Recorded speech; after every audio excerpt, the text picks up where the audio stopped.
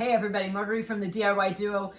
John had to work today and he's leaving me by myself to find things to do, and this house gives us plenty of things to do. Look at how the floor has dropped and there's huge gaps between the wall and the molding and the floor and the molding. So today's project is going to be pulling off the molding and seeing how I am going to either put foam insulation inside, or I don't know, I may just use regular batting insulation, I don't know. So we're gonna pull this off and we are going to assess. The first thing I want to do is, because I see there's an electrical box here, is take my time, be very careful, especially John's not here and he's the pro. See what I'm working with. Can you see? If I remove this. So it might actually be pretty easy to remove this piece, but it looks like when I'm ready to remove this piece, I've got to remove that piece first. So this is gonna be fun. Hey, I mean, it's looks like your regular flathead screwdriver, so I've got my little baby toolbox here. Not impressive, not like what John has, but it's got the basic tools I need to remove this plate. I am going to be extremely careful here because the electricity is still on. So I don't want to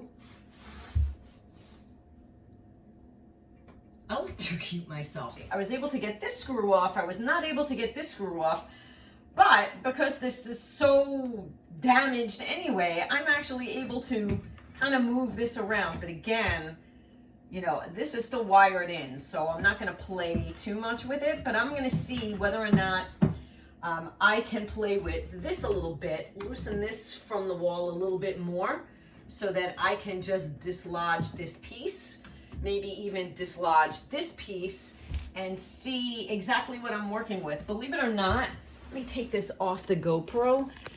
It's not as bad as I thought. So I just may do a little Structolite.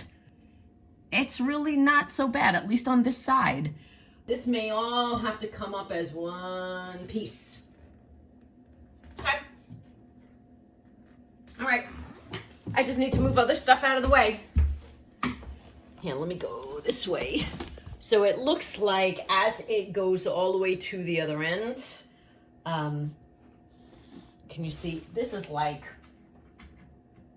solid. But let's see if I could break it apart.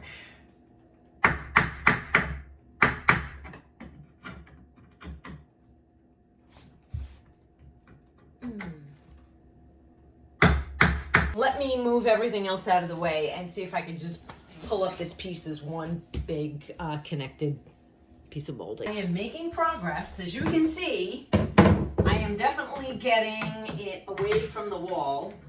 I am just doing it very gingerly because I don't want collateral damage. But I see, now that it's far enough away from the wall, I see where it's nailed. And so I can pry a little bit more to get it off. And then we'll know really truly what we're working with over here. All right, one piece with rusty nails out. I cannot find our pry bar because I think John and I have very different ideas on where things should be stored, and where I put it last, it is no longer there. So that tells me that John used it and then put it someplace else.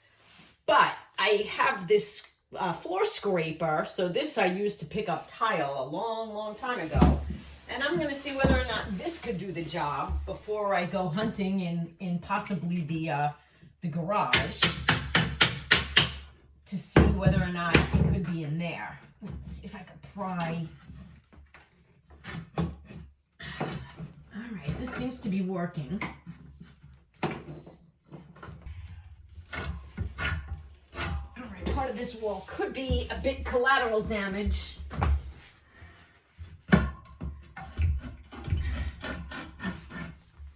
Okay. Another piece out without damaging too much of the wall. I mean, the base of this wall was damaged already, so it's not like what we did made it worse. I may have to call Nicky because he is definitely the plaster structalite master, and get a sense of what he thinks I should do, but I am thinking, you know, structalite. And not even needing any insulation, maybe across the bottom a little bit, a strip, but not much. So I'm just, as you can see, maybe you can't, I'm just going to, you know, nail these down and cover them up with tape, because when I put them out, I don't want any of our garbage men to get hurt.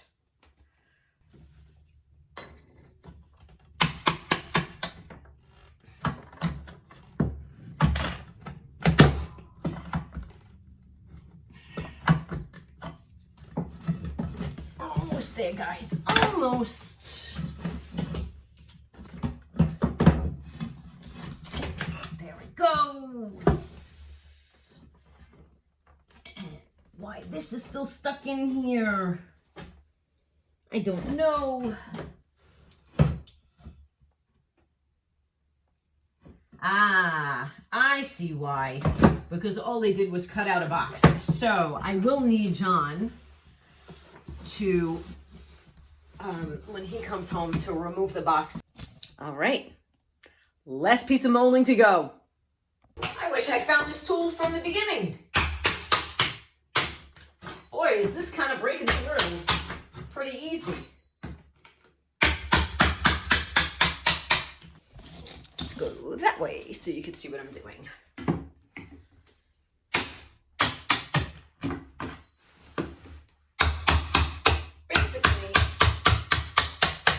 Going down the length of the wall, and I'm kind of breaking the seal. I don't know if you can see, but I see where the nails are, and that's where the majority of my pulling is going to occur. And I'm also trying to break this seal.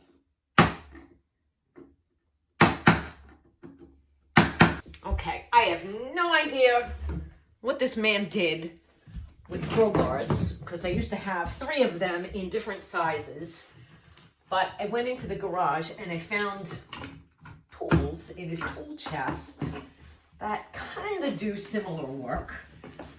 I just want to be really careful that I don't break the wall. I don't care if I break the wood, which just happened. That doesn't matter to me.